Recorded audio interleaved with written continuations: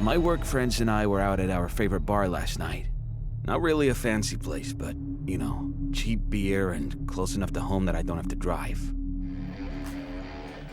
The night started out normally enough. The four of us crammed into a small table off in the corner, mostly talking shop and shitting on our boss. Anyway, from where I'm sitting, I have a pretty good view of the TV behind the bar. Jesse, the bartender, is kind of lazily flipping through channels and passes by our local news channel. There's a brief burst of orange and red on the screen, which I register as a fire happening somewhere, which then disappears as Jesse switches over to the next channel. Something about the image looks oddly familiar, though. Hey, Jess, can you switch that back? I call out to her. Sure thing! The news comes back on, and suddenly I recognize the building in the frame. It's my building. And it's burning. Holy shit, I say, loudly enough that a few people follow my gaze to the television. That's my apartment! The crowd in the bar falls kind of quiet. Everybody's staring up at the screen now. The screen shows a wide shot of the outside of my building. The camera must be set up on the north end of the block because I recognize a lot of shops on the ground floor. Property management, dry cleaner, convenience mart, etc. The top left corner of the building is aflame. It's not a huge fire by any means, but it looks like a few units between the top 4 floors have already been engulfed by the flames. Jesus, man, one of my coworkers says. That sucks. There's an uncomfortable murmur of agreement that passes around the table. I mean, I don't blame them. I wouldn't know what to say in that situation either. Yep, I agree, just as awkwardly.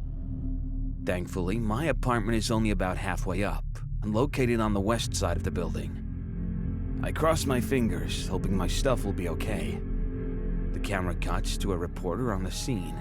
He's standing a little further away, looking at the stores in the background. I can tell he's across the street on the northwest corner of the building. Firefighters are expected on the scene any moment, He's saying. Let's hope they'll be able to contain this horrible blaze before it spreads any further. Fortunately, all residents were able to evacuate the building before things got out of hand, or who knows what tragic events may have unfolded. He's really laying it on thick, huh? My other coworker jokes. I chuckle a bit. All things considered, at the moment, it really didn't seem all that bad. But then, a few moments later, Hang on. the reporter on TV says, We're getting some updated information. It seems...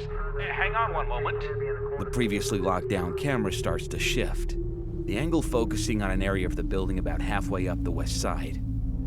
All the lights in the building are out, except for one. I feel a weird, creeping sensation as I start counting the windows from the bottom. 8 floors up, 5 across. Oh shit, that's my place! I swore I turned that light out, I think at first. Then I see it. There's a person standing in my window. The camera is zoomed out too far to make out any features, but it definitely looks like a man. And it's definitely standing in my apartment. I watch petrified as the camera zooms in closer, the reporter babbling on about the overlooked, ill-fated soul still trapped in the blaze. As the image gets closer, I start to make out more details. The person is dancing, or something. I don't really know how to describe it, but he's moving around a lot. And everything he's doing has this bizarre, rhythmic quality to it. He starts waving his arms in the air, back and forth, and then he's waving them up and down at his sides. Then he's banging both fists on the glass. Then he's waving his arms over his head again, back and forth. Everything he's doing is to the exact same tempo. 1, 2, 3, 4. 1, 2, 3, 4. He starts jumping up and down, waving his arms over his head like he's trying to get someone's attention from a long distance. But everything is to the exact same rhythm, over and over and over again. 1, 2, 3, 4. 1, 2, 3, 4. What in the fuck? I say, my voice a hoarse whisper. And then the camera gets a little closer, and finally, we can make out the person's features. It looks almost exactly like me. It's wearing the exact same clothes that I'm wearing now. Clothes I changed into moments before leaving the apartment earlier. Its face looks almost exactly like mine as well. Except for its eyes. Its eyes are far too big for a normal person. It also has this almost comical look of horror on its face. I don't even know how to describe it. Imagine if someone were pretending to look scared, but as a joke. It would have almost seemed funny if the circumstances weren't different. But instead, it was just extremely unnerving. No one in the bar is talking now. Everyone is fixed on the TV. The person is still swaying and waving around, beating its hands on the glass or jumping in circles. I almost don't hear the reporter mention the fact that firefighters have rushed into the building and are now heading for my floor. Oh God, I think, without really understanding what was happening. Please don't go in there. I stare, transfixed at the screen. From this angle, you can just barely see the top of my front door through the window. Not too far behind where this creature is flailing around.